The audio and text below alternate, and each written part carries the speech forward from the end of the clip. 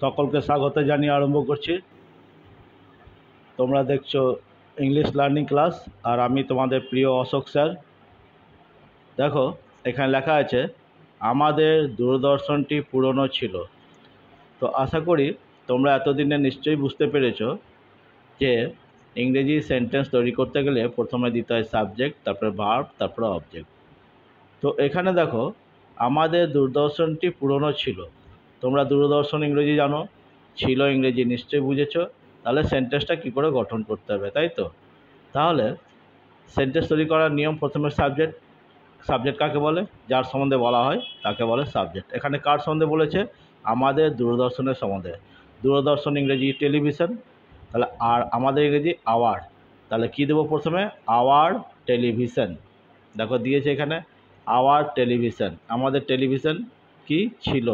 ছিল ইংরেজি ওয়াজ, দিয়েছি ওয়াজ। তারপরে কি ছিল না, তো পুরনো ছিল, পুরনো ইংরেজি ওল্ড দিয়েছি। তাহলে দেখো সাবজেক্ট হলো, ভার্ব হলো, অবজেক্ট হলো। আমাদের আওয়ার টেলিভিশন ওয়াজ ওল্ড, ঠিক আছে। নেক্সট দেখো বলেছে দর্শকেরা খুব উত্তেজিত ছিল। কার সম্বন্ধে বলেছে? দর্শকেরা। দর্শকেরা ইংরেজি কি? Spectators. Spectators, the spectators was very excited. Excited মানে উত্তেজিত, ঠিক আছে। ডিমগুলি পচা ছিল। কার সম্বন্ধে বলেছে? ডিমের সম্বন্ধে। সাবজেক্ট কে হবে তাহলে? X. The X were rotten. Were দিলাম কেন? প্লুরাল আছে বলে ওয়্যার হয়েছে। সাবজেক্ট, ভার্ব, অবজেক্ট হলো। গ্রামবাসীরা সুখে ছিল। কার সম্বন্ধে বলেছে? গ্রামবাসীরা। তাহলে গ্রামবাসী ইংরেজি ভিলেজার্স। দ্য ভিলেজার্স হলো সাবজেক্ট। ওয়্যার ভার্ব, ছিল কি ছিল? সুখী ছিল, হ্যাপি, এটা অবজেক্ট। ছাত্রটি অমনোযোগী ছিল। কার সম্বন্ধে বলেছে? ছাত্রটির সম্বন্ধে। তাহলে সাবজেক্ট কী হবে? দ্য স্টুডেন্ট, এটা সাবজেক্ট। তারপরে কি দেব? ভার্ব দেব।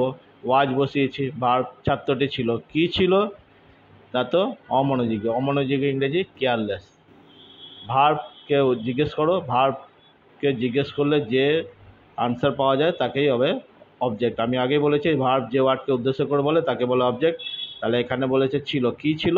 না তো কেয়ারলেস, অমনোযোগী, এটাই হলো অবজেক্ট। Subject, verb, object. তাহলে এই পাঁচটা কালকে বলেছিলাম করতে, আগের ভিডিওতে করে ছেড়েছিলাম। তোমরা আশা করি করেছো। এবার মিলিয়ে নাও। হ্যাঁ, আমি করে দিলাম। নেক্সট পড়া থাকবে।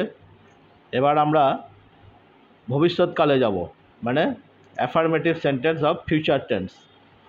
এখানে আমি যেমন লেখা আছে দেখো, আমি সভায় অনুপস্থিত থাকবো। এই 1 থেকে 6 করতে দেবো, পরের দিনকে আমি ভিডিও করে ছাড়বো, তোমরা করে রাখবে তা করতে। তো এখানে ভার্ব কি হবে? এই আগের চ্যাপ্টারতে, এই চ্যাপ্টারতে গেলাম ওয়াজ আর ওয়্যার, এটা ছিল ভার্ব। এখানে হবে শ্যাল বি বা উইল বি। আমি সবাই অনুপস্থিত থাকবো, তখন হয়ে যাবে সাবজেক্টকে আমি, আই।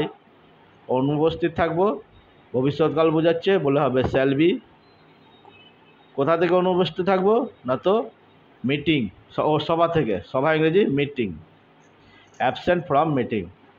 তো এইটা একটু চেষ্টা করবে, আমি পরের দিন ভিডিও যখন করব ভালো করে বুঝিয়ে তোমাদেরকে ছাড়বো।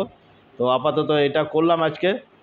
তো আশা করি তোমরা বাড়িতে আছো, এখন গরমের ছুটি আছে, বেশি পড়ার চাপও নাই। তোমরা একটু এই বইটা চেষ্টা করো, ইংরেজি করো, তো আস্তে আস্তে দেখবে ঠিক বুঝতে পারবে।